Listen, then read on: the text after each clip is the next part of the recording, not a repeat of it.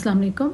अस्मा रज़ाक हाजिर हैं INA news में प्रोग्राम अमेरिका से पाकिस्तान में, और आज हमारे प्रोग्राम का मौजू ये है पाकिस्तान में बिगड़ती हुई सियासी सूरत हाल। हुकूमत ये चाहती है कि किसी भी तरह से इमरान खान को नाअहल करार दिया जाए ताहयात, और उनको किसी भी केस में किसी भी केस का बहाना लगा के जेल में डलवा दिया जाए। जस्टिस उमर बंदयाल ने पहले ही इस बात की वजाहत की है कि आर्टिकल 62 IF के तहत किसी को भी ताहयात जो है नाअहल नहीं करार दिया जा सकता। इमरान खान के तौहीन अदालत के केस ने हुकूमत को परेशान कर दिया है, क्योंकि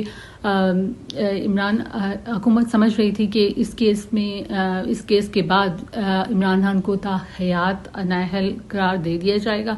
लेकिन इमरान खान ने जस्टिस ज़ेबा चौधरी की अदालत में जाकर तौहीन अदालत में अपनी केस में अपनी माफ़ी जो है दर्ज करवाई है, और उनकी चीफ जस्टिस नसर मिनल्ला ने उनकी माफ़ी को देखते हुए, उनकी नेक नीति को देखते हुए इस केस को ख़त्म करने का फ़ैसला किया है। आजकल आर्मी चीफ कमर बाजवा की एक्सटेंशन का मसला जो है वो काबिले गौर है। आर्मी चीफ ने अमेरिका में पाकिस्तान एम्बेसी में पहले ही बात क्लियर कर दी है कि वो किसी किस्म की एक्सटेंशन नहीं चाहते, और उनका ये कहना है कि फ़ौज को सियासत से दूर रखना बहुत ज़रूरी है, और वो किसी भी इस तरह के मसले में टांग नहीं अड़ाना चाहते। जिस पर इमरान खान साहब का ये कहना है कि जब मुल्क में चोर और डाकू डेरा डालें तो चौकीदार को न्यूट्रल नहीं रहना चाहिए, उसको भरपूर किरदार अदा करना चाहिए।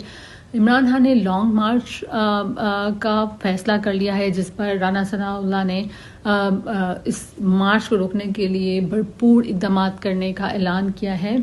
पंजाब और KP से नफरी ना आने की उम्मीद है, जबकि हुकूमत रेंजर्स और इस्लामाबाद पुलिस के ज़रिए इस लॉन्ग मार्च को रोकने की भरपूर कोशिश करेगी, जिससे खून खराबा भी हो सकता है। PTI के 123 अरकान असम्बली ने इस्तीफ़े दे दिए हैं, जबकि एक वीडियो लीक के मुताबिक साबिक स्पीकर कौमी असम्बली एयाज सादिक का ये कहना है कि इसमें से कुछ इस्तीफ़े जो है वो एक्सेप्ट कर लिए जाएंगे और कुछ को मुस्तरद कर दिया जाएगा।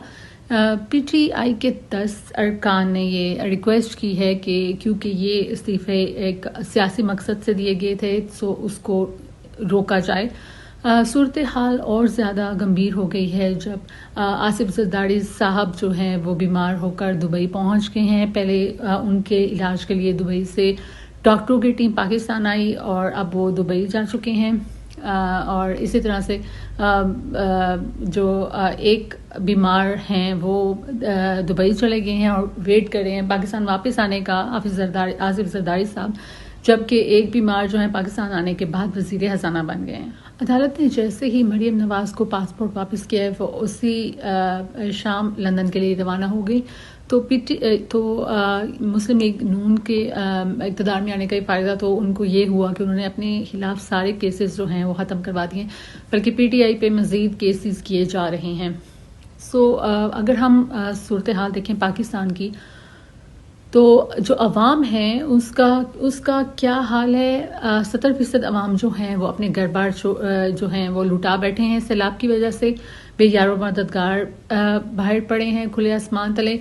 औरतें, बच्चे, बूढ़े सब इस जो है ये आफत जो एक आई थी हम पे सैलाब की सूरत में, उसका शिकार हो चुके हैं।